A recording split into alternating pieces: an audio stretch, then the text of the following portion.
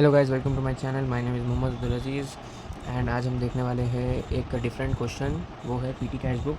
अब तक हम बना लेते आए cash book, single column cash book, double column cash book और 3 कॉलम कैश बुक। अब ये जो है ये चैप्टर का लास्ट टॉपिक है petty cash book. Petty cash book ये single column cash book, double column cash book और 3 कॉलम कैश बुक से पूरा टोटली अलग रहता है। इसका फॉर्मेट तक भी अलग ही रहता, ठीक है। तो ये है क्वेश्चन नंबर 21। तो चलिए शुरू करेंगे। पहले इसका फॉर्मेट देख लीजिए। हर पीटी कैश बुक का सेम फॉर्मेट रहता। डेट नहीं, इसमें पहले आता कैश रिसीव्ड, ये कॉलम में कैश रिसीव्ड आता, फिर LF, फिर डेट, पर्टिकुलर्स, VN, फिर टोटल पेमेंट्स, फिर यहाँ ये ऊपर वाले कॉलम में आता एनालिसिस ऑफ पेमेंट्स, और कॉलम्स में आता travelling expenses, reports, stationeries, refreshments, office expenses, on account, remark, ठीक है। ये इसका फॉर्मेट है, देखिए। तो अब चलिए शुरू करेंगे। सबसे पहले फॉर्मेट ड्रॉ करने के बाद ऊपर लिख देना कि PT cash book,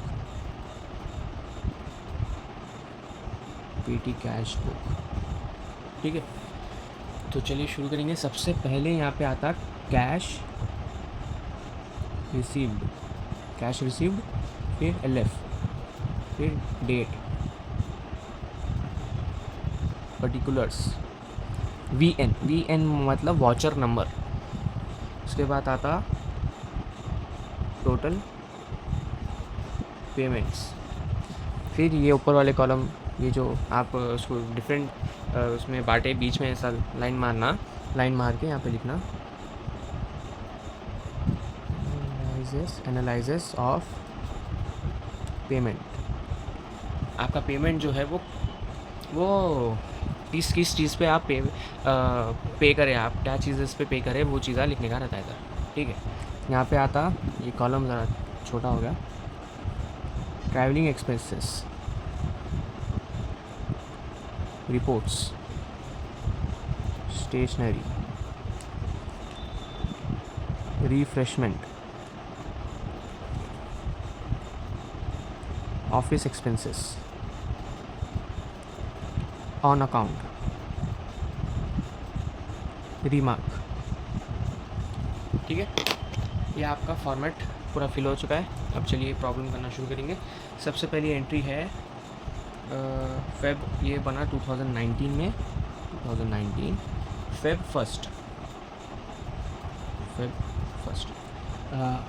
advance received from head cashier से एडवांस रिसीव हुआ, तो उसको आप लिखना टू कैश, बस। इसका अमाउंट इधर नहीं लिखना, इसका अमाउंट इधर लिखना पीछे। कैश रिसीव हुआ सो है हमारे को, इसलिए यहाँ पे लिखना इतना कैश आपको रिसीव हुआ सो है हेड कैशियर की तरफ से न्यू कैशियर को, इतना अमाउंट रिसीव हुआ सो है।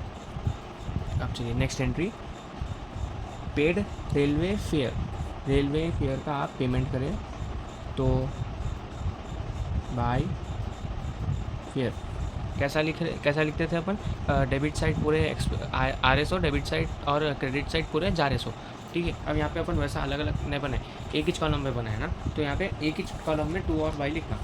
अब कैश रिसीव हुआ, इसलिए हम पहली एंट्री 2 कैश लिखे। अगर ये 3 कॉलम कैश बुक में रहता था तो ये डेबिट साइड आता था, और बाई के पूरे आइटम्स मतलब जो हमारे पास से जा रहे वो क्रेडिट साइड आता था। लेकिन इसमें वैसा नहीं है, इसमें एक ही कॉलम में लिखने का है पूरा, तो एक ही कॉलम में लिखना बाई रेलवेज, ठीक है। पहले पूरे एंट्रीज लिख लेंगे। 5th by repairs. नेक्स्ट है स्टेशनरी पेड, स्टेशनरी खरीदे सो है, तो बाई स्टेशनरी। फिर है pay to Praveen on account, Praveen को पे करे, तो बाई प्रवीण। फिर है टी एक्सपेंसेस, तो बाई टी एक्सपेंसेस। नेक्स्ट है paid for office expenses, by office expenses. फिर लास्ट एंट्री है travelling expenses, by travelling expenses. ये आपके पूरे एंट्रीज आ गए अपने पास, ठीक है। अब इसको आप फिर अमाउंट्स में कैसा करना, सबसे पहले इन लोग के जितने भी अमाउंट्स है वो टोटल पेमेंट्स में लिख देना। ये फर्स्ट वाला का तो अपन यहाँ पे लिख डाले, तो इसमें नहीं लिखना, ठीक है। ये सेकंड से शुरू करेंगे। सबसे पहले है 39, रेलवे का 39, रिपेयर्स का 45, स्टेशनरी का 26, प्रवीण का नहीं, एक एंट्री मिस हो गई अपने से, 6th वाली एंट्री, वो इधर लिख देता हूँ मैं। बाय पेपर एंड ये एंट्री है paid for paper and envelopes, buy paper and envelopes, ठीक है। तो इसका अमाउंट है 26 रुपीज़ और स्टेशनरी का है 18 रुपीज़, सॉरी गलती हो गई थी इसमें। अब चलिए, प्रवीण का है 50 रुपीज़ और टी एक्सपेंसेस का है 40 रुपीज़, ऑफिस एक्सपेंसेस 35 और ट्रैवलिंग एक्सपेंसेस 60, बस पूरे एंट्रीज हो गए, ठीक है। अब ये पूरों को एक बार टोटल कर लेंगे, देखिए 39 plus 45 plus 18 plus 50 plus 40 plus 35 plus 60 plus 26, 1330 मतलब 313 हो रहा। ये अमाउंट याद रखना आपका। अब ये पूरे चीज़ें लिख डालें। अब इन लोगों को सेपरेट कॉलम्स में डिस्ट्रीब्यूट करना। सबसे पहले रेलवे फेयर, मतलब आप ट्रैवल कर रहे हैं ना, राइट, ट्रैवल कर रहे हैं ना, तो इसलिए रेलवे पे गए, तो ये ट्रैवलिंग एक्सपेंसेस कॉलम में आता है, ये रेलवे का 39, ठीक है। अब रिपेयर्स का कॉलम किधर है हमारे पास, ये है ना, रिपेयर्स का कॉलम ये है ना हमारे पास। तो सेकेंड एंट्री क्या है, बाय रिपेयर्स, तो ये रिपेयर्स के कॉलम में लिख देना, ठीक है। और एक एंट्री क्या है हमारे पास, 6th वाली, बाई पेपर्स एंड एनविलप्स और पेपर्स के एक्सपेंसेस किस में आते हैं, स्टेशनरी है ना ये एक, तो स्टेशनरी की कॉलम में लिख देना ये अमाउंट 26, ठीक है। उसके बाद नेक्स्ट है बाई स्टेशनरीज, ये तो क्लियरली समझ में आ जा रहा है, स्टेशनरीज़ के कॉलम में जाना है, स्टेशनरीज़ में लिख देना, ठीक है। नेक्स्ट है बाई प्रवीण, बाई प्रवीण का जो है अमाउंट वो किस में जाना, 50 रुपीज़ ऑन अकाउंट। उन्हें क्वेश्चन में क्या दिया हमारे को, paid to Praveen on account, तो प्रवीण का अमाउंट जो है वो ऑन अकाउंट कॉलम में लिखना, सेम लाइन में लिखना, ठीक है। प्रवीण का हो गया। उसके बाद है बाई टी एक्सपेंसेस मतलब वो एक रिफ़्रेशमेंट है, तो ये रिफ़्रेशमेंट कॉलम में लिखना। और है बाई ऑफिस एक्सपेंसेस का कॉलम है, तो ऑफिस एक्सपेंसेस के कॉलम में लिखना। फिर बाद में है बाई ट्रैवलिंग एक्सपेंसेस फिर से आया, तो ट्रैवलिंग एक्सपेंसेस के कॉलम में लिखना, ठीक है। ये देखिए पूरे फिल हो गए। अब क्या करना, पूरे फिल हो गए ना, यहाँ लिखना जो मंथ चल रहा वो मंथ की last date Feb 28 by balance carried on. अब देख लीजिए, आपको अमाउंट रिसीव कितना हुआ था ओल्ड कैशियर से, 400 रुपीज़, ठीक है। उसके बाद जब आप ये पूरे एंट्रीज़ डाले, ये पूरे एंट्रीज़ का अमाउंट को टोटल करें, तो हमारे को अमाउंट क्या आया था, 313 रुपीज़ हमारे को अमाउंट आया था। इसको और जो अमाउंट आपको ओल्ड कैशियर की तरफ से रिसीव हुआ, उसको दोनों को माइनस करना, 313 माइनस 400, 87 रुपीज़ दोनों के बीच का डिफरेंस है, तो ये हो गया बाई बैलेंस कैरिड डाउन। तो by balance carried down column में ये by balance carried down entry लिखना, उसके बाद 87 रुपीज़ लिखना अमाउंट। अब जब टोटल करेंगे तो अमाउंट क्या आता, 400 रुपीज़ आता, ठीक है। अब यहाँ पे लिखना 400, सेम लाइन में कैश रिसीव कॉलम में भी 400 लिखना फिर। अब ये जो पूरे हम यहाँ पे लिखे पूरों को, इसके ये 400 के सेम लाइन में लिखते जाना। देखिए पूरों का लिख सेम अमाउंट्स, अगर दो है तो लोगों को प्लस कर लेके लिखते जाना। तो पहले वाले का है 39 plus 60, 99 rupees travelling expenses, 45 rupees repairs और ₹44 है स्टेशनरी, रिफ्रेशमेंट है ₹40, ऑफिस एक्सपेंसेस है 35 और ऑन अकाउंट है ₹50। ठीक है, अब ये पूरा आप लिख डालें। लिख देने के बाद यहाँ पे कैश रिसीव कॉलम में आप क्या करना, ये जो आपका पर्टिकुलर्स का कॉलम है उसमें नेक्स्ट मंथ की फर्स्ट डेट, ये फेब है तो अब मार्च 1 बाय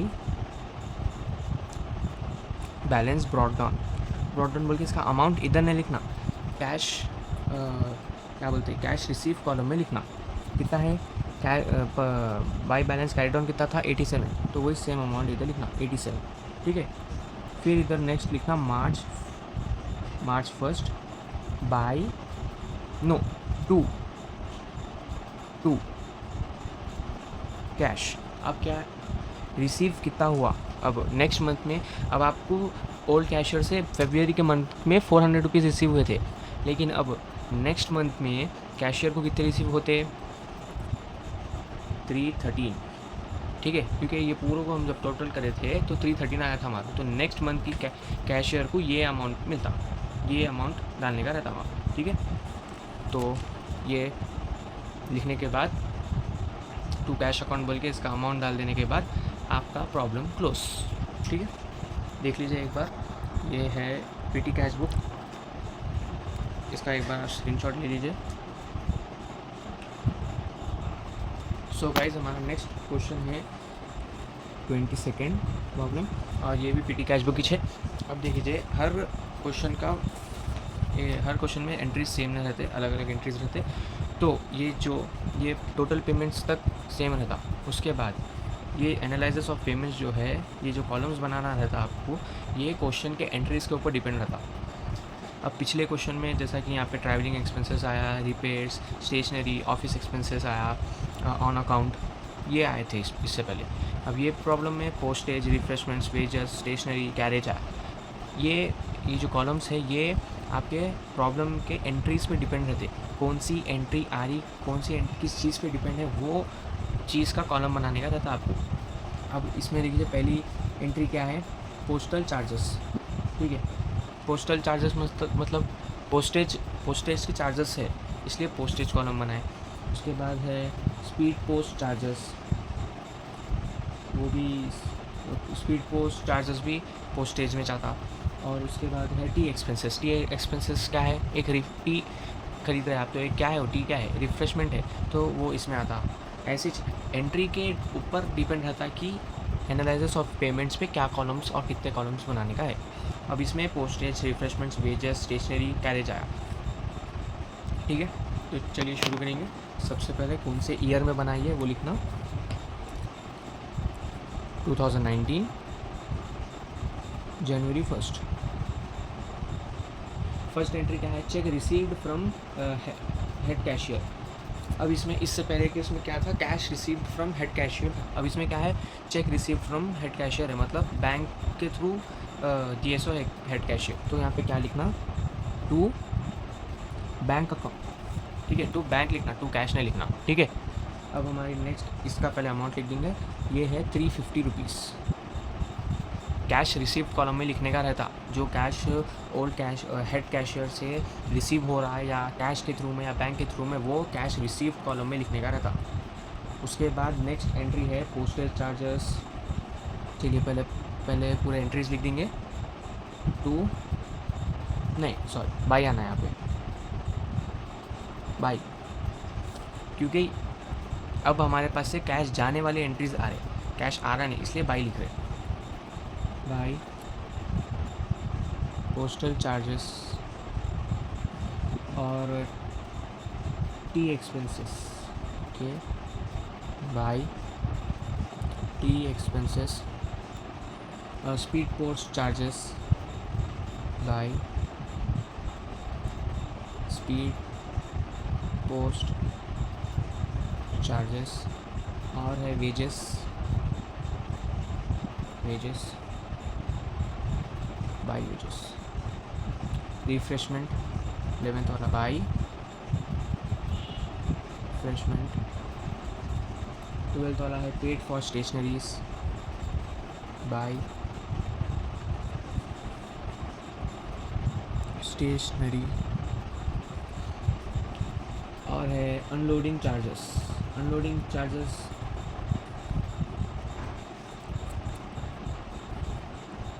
20 बाय अनलोडिंग चार्जेस और है कैरेज।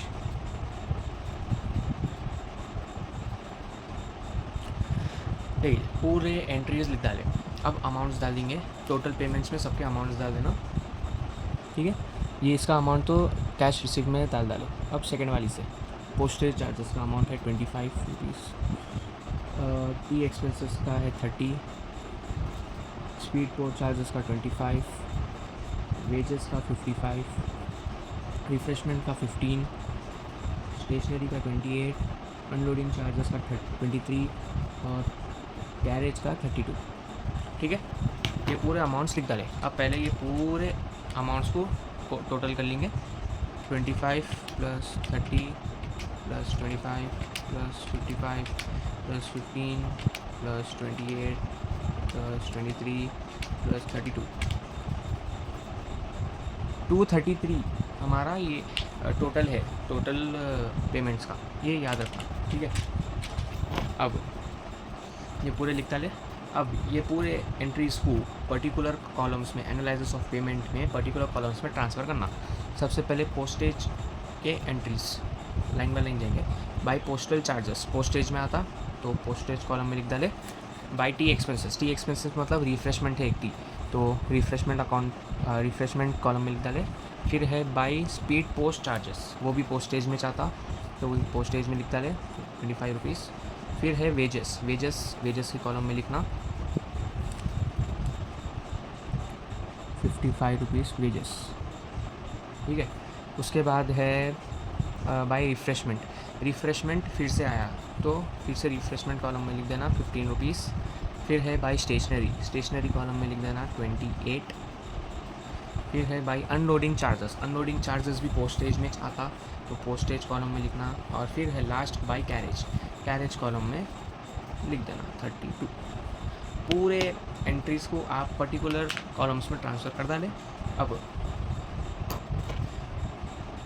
पूरे ये साइड का टोटल कितना था हमारा 233 और हेड कैशियर से हमारे को रिसीव कितने हुए 350 और 233 में डिफरेंस आ रहा, मतलब 233 350 से कम है ना, तो दोनों को माइनस कर लेना पहले।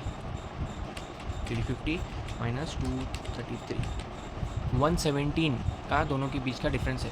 ठीक है, तो अब ये 217 क्या करना, जो भी मंथ चल रहा है वो मंथ की last date by Jan 31 by balance carry down, ये 117 जो है वो अमाउंट लिख देना, ये बाय बैलेंस कैरी डाउन है। ठीक है, अब इसको जब हम टोटल करेंगे तो 350 चाहता, सेम अमाउंट आता तो इधर 350 लिख देना। अब ये कॉलम्स के पूरे अमाउंट्स को टोटल करके लिखना। ठीक है, 25 + 25 + 23। गाइस एक छोटी सी मिस्टेक हो गई, ये अनलोडिंग चार्जेस जो है वो कैरेज में आता, पोस्टेज में नहीं आता, तो उसको हम पोस्टेज में ट्रांसफ़र कर डालें। अब इन सबको प्लस करेंगे, 25 + 25 50 और रिफ्रेशमेंट है 45, वेजेस है 55 और स्टेशनरी है 28 और कैरेज है 55। ठीक है, पूरे को ट्रांसफ़र कर डालें। अब क्या करना, नेक्स्ट मंथ की first date Feb 1 by balance brought down. ठीक है, ये जो टोटलिंग करें हम इसके सेम लाइन में इधर ये 350 लिखना, लिख के अब बाय बैलेंस ब्रॉट डाउन में ये अमाउंट जो कैरी डाउन में लिखे वो लिखना, कैश रिसीव कॉलम में लिखना 117। अब दोनों को जब माइनस करेंगे तो आपका अमाउंट आता Feb 1 2 बैंक अकाउंट, यहाँ पर 2 बैंक अकाउंट लिखे थे, यहाँ देखिए ऊपर यहाँ बैंक अकाउंट लिखे थे तो यहाँ पे बैंक आता, कैश आया तो कैश लिखना। तो बैंक अकाउंट में 233 आपका टोटल अमाउंट है 233। देख लीजिए, ये आपका 22nd प्रॉब्लम है, इसका एक आप स्क्रीनशॉट ले लेते तो ले लीजिए। तो पीटी कैश बुक भी कंप्लीट हो चुका है, तो इसी के साथ हमारा cash book chapter number 5 complete हो चुका है। Hope you understand this problems, try to understand well, practice it, and subscribe to my channel, share this video with your friends and family members. Thank you very much.